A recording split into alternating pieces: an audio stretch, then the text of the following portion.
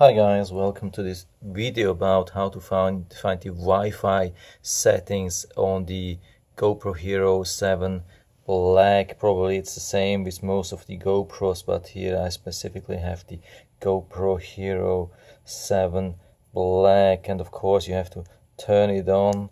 I think a short press is already enough.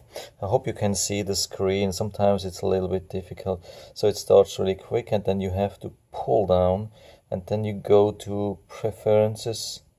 That's here, and we have connections. It's a little bit difficult to find on the camera. And then we have the camera info. Okay, it's already here. That's a camera name. It says camera name, but it's actually the Wi-Fi name.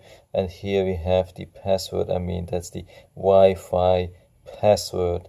So that's not the Bluetooth thing, that's the Wi-Fi thing. You can use that as, for example, to connect it with your computer and then transfer pictures and video by wireless. So yeah, that's it for now. I hope I was able to help you a little bit with that. If you have any questions or comments, just write in the comment section below. I'm always happy to talk about these things. And if you liked the video, give me a thumbs up, subscribe my channel. Thanks for watching, and see you next time.